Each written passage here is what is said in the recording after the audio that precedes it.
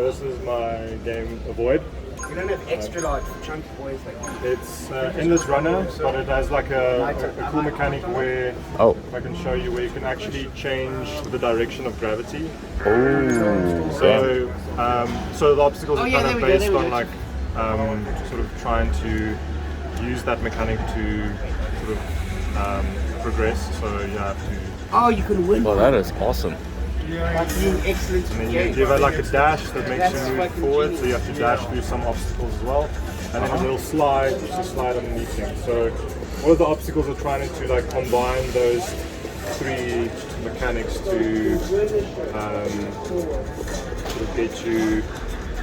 Sort of the obstacles are sort of made in such a way that you have to use those three mechanics in a sequence to overcome obstacles. So this is the first level. It's still quite. Okay, so it's like level based. Yeah, so there's 8 levels, and it gets progressively harder. So at the end of each level, you get this roller coaster. I call it the roller coaster. Oh, damn. And you can't jump or anything, but you can flip what side of the roller coaster you're following. So basically to avoid obstacles. Okay. May I ask now, as a developer, did you do the backgrounds through voxels, or how did you? So I wrote some scripts in Blender in Python to generate them using an algorithm that I've been like playing around with for like quite a few years now.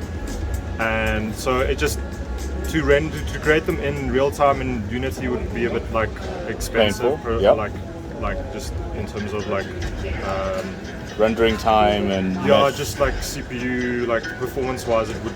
I tried that before, and I just thought this would be a better solution for now. Maybe in the future. I'm seeing it's like already. You're on the second level now, I'm assuming. Yeah, so this is the second level, and then the sort of the environment changes and the colors change. So it's like very much like my idea was to create something that's quite unique aesthetically and as well as pleasing aesthetically. So So it gets sort of progressively harder. So this is level 2. So level 3 will be even a little bit more harder, more difficult, I guess. Okay, that's cool. And then once you complete all 8 levels, you could keep playing, but you start back at the first level, and at that point, the speed increases. So there are 4 speeds as well. So like an old school arcade game. Yeah, they never had it's any kind of like I got like kind of like inspiration from something like Super Hexagon or like even Tetris, like the way the gameplay works in that sort of like arcadey style. This continuously gets faster to the point where you don't even see the actual blocks drop. For example. So the fastest speed is like 2 times. Maybe after release I'll add a new speed. And we'll see. So I mean, because I found that was the speed that was still quite manageable. Not manageable, but like eventually I could sort of finish the game at that speed. So out of curiosity, so I see you're using a controller. Yes, you can play with a keyboard. But I just I think my recommendation would be controller because the game was developed with that in mind, but there are keyboard controls. So I mean, this is just my preference. So, hypothetical situation, would you ever consider making a mobile port of this? I would have to strip a lot of the environments. I would have to find a way to optimize it considerably in order to do that. But I'm not opposed to the idea. But I think for my immediate goals are just to get the game released on Steam. Maybe in the future, if I can, get it on like PlayStation or Xbox. All right. And then perhaps a mobile port at some point. I've a very limited experience in mobile development, so understandable. I'm kind of like. Ironically, I'll tell you this.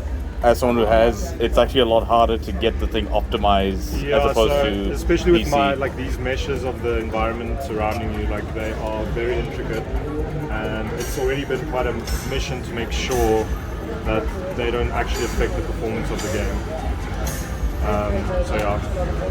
No, it's awesome, man.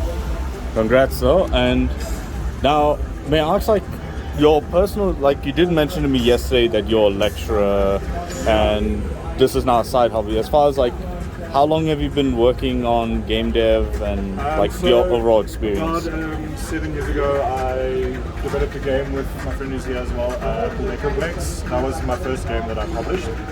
so with him.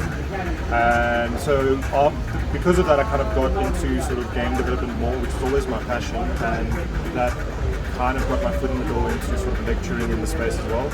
So I've been teaching at Vega in the game design and development degree there for the past 5 years. Okay. And in the meantime, I was like taking part in game jams, like just like actually lecturing was also something that made me better at my craft as well. Okay. So I've been trying to make games ever since, and this was kind of like the first thing that I was like, wow, I'm really excited about this idea, so that's why I'm going to release it on Steam. That's awesome, man. And now, any words for any aspiring developers? Just keep learning, I guess. The important thing is to never like stop learning. Don't get discouraged when something doesn't work. If something feels like it's not fun, or like move on, try something else. If there's something you liked about a previous idea, keep that in mind. Maybe it's good for a future project. So a lot of what's in this game are projects that I like failed, but I kind of like stuck to the mechanic. And I was like, this mechanic is really good, but maybe in a different context it will look better.